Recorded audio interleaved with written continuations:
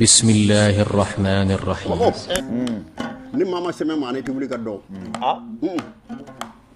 F'i ka sɛmɛ dɔ de la. F'i ka sɛmɛ de.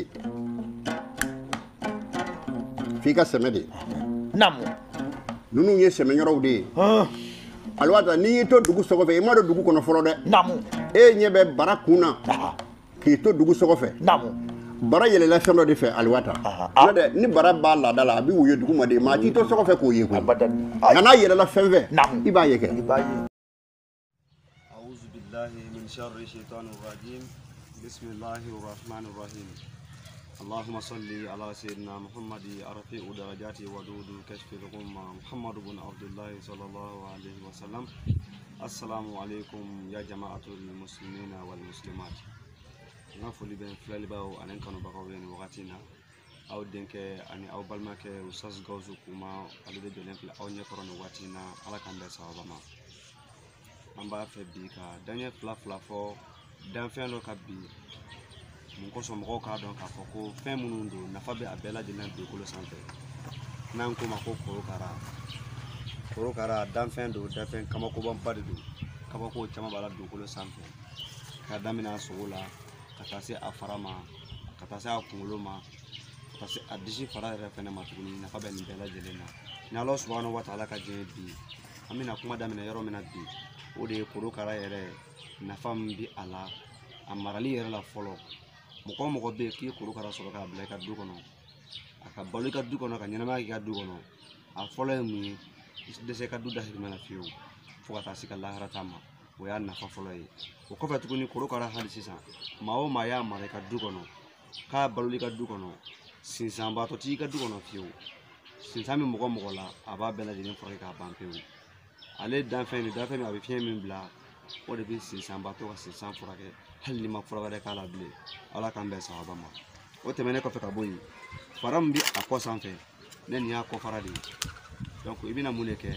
i bɛna a ɲini i b'a fara ɲɔgɔn kan k'a sisi k'a mugu bɔ maa min bɛ yen ko kɔdimi y'a sɛgɛn k'a ye fɛn bɛɛ lajɛlen k'a ma ɲɛ sɔrɔ ni sisi dɔrɔn i k'a don situlu la i ka k'a kɔ salo ka jigin ni Ala ka diɲɛ ye Ala bɛ lafiya di a ma o tɛmɛnen kɔfɛ ka bɔ yen tuguni a disi yanfan i b'o fara fɛnɛ bɔ maa min bɛ yen ko disidimi b'a tigi la baara de y'a kɛ sa o accident de y'a kɛ sa o e ka sisi ka don situlu la i ka to k'a mun a tigi disi la ka jigin ni Ala ka diɲɛ a bɛ ban pewu Ala k'an bɛn sababa ma o tɛmɛnen kɔfɛ ka bɔ yen maa minnu bɛ yen nɔ k'u b'a fɛ ka fanga sɔrɔ siyɔrɔko la musojala ta fan fɛ an bɛ hakili to nin bɛɛ lajɛlen fɛ kuma ni a fɔ yɔrɔ don maa minnu ka cɛya ko fanga ka dɔgɔ i b'i ja i bɛ korokara kunkolo ɲini i b'a susu k'a mugu bɔ i bɛ falicɛ bo ɲini i b'a susu k'a mugu bɔ o kɔfɛ tuguni i bɛna an ka yiri dɔ de ɲini tuguni n'an k'o ma ko ntiliki i b'a ladɔn ɲini n'i m'o sɔrɔ i b'a lili ɲini i b'o fana susu k'o mugu bɔ k'o fara a kan ne balimakɛ ne balimamuso ni maa o maa ye nin sɔrɔ ka to ka nin kɛ tasuma na k'i yɛrɛ wusu a kunna n'i ye dɔgɔkun kelen sɔrɔ i b'a to ten tuma dɔw la n'a y'a sɔrɔ muso kelen b'i bolo a kuma bɛ caya kosɛbɛ Ala k'an bɛn sababa ma o tɛmɛnen kɔfɛ ka bɔ hali sisan an bɛ daɲɛ fila fɔ korokara kan hali sisan danfɛn de don danfɛn minnu jiginna dugukolo sanfɛ n'Ala subahanahu wa taala ye pouvoir d'u ma kosɛbɛ korokara y'o dɔ ye i n'a fɔ nɔnsi fana y'o dɔ ye cogo min na juguni y'o dɔ o cogo kelen na tori fana y'o dɔ ye i n'a fɔ don nataw la an bɛna kuma nin bɛɛ lajɛlen kan cogo min na ka walawalali kɛ aw ye a ka se k'a nafaw dɔn cogo min na korokara ye danfɛn ye hali n'i sogora ka korokara i ka sogo kɔnɔna na n'o y'a sɔrɔ i bɛ baara min na ka n'o baara bila ne balimakɛ ka n'o baara bila ne balimamuso dumuni o kan i bɛ diɲɛ fɛn bɛɛ lajɛlen sɔrɔ o kɔnɔna na Ala k'an bɛn sababa ma Ala ka hakili ɲuman d'an bɛɛ lajɛlen ma o tɛmɛnen kɔfɛ ka bɔ yen hali sisan korokara kelen in na a fara filɛ nin ye cogo min ta a sogo bɔlen a kɔnɔ diɲɛ jɔn o jɔn k'i ye ji kɛ nin kɔnɔ k'i ko a la siɲɛ kelen pewu i ka ɲɛnamaya kɔnɔ fo k'i da i kaburu kɔnɔ kɔrɔtɛtigi tɛ se la tuguni morijugu tɛ se la tuguni dabalijugukɛla tɛ se la tuguni somajugu tɛ se la tuguni o kɔfɛ n'i y'i ko a la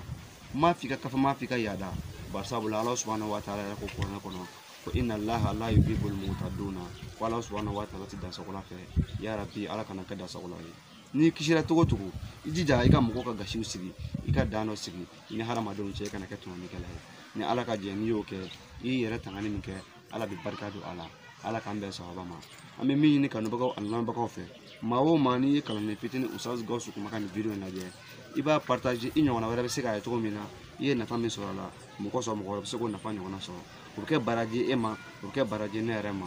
Ala ka hakili ɲuman d'an bɛɛ lajɛlen ma Ala k'an bɛn sababa ma أما ربنا آتنا في الدنيا حسنة وفي الآخرة حسنة وقنا عذاب الدنيا وقنا عذاب الآخرة ربنا هب لنا من أزواجنا وذرياتنا وقرة أعين واجعلنا للمتقين إماما سبحان ربك رب العزة عما يصفون والصلاة والسلام على المرسلين والحمد لله رب العالمين.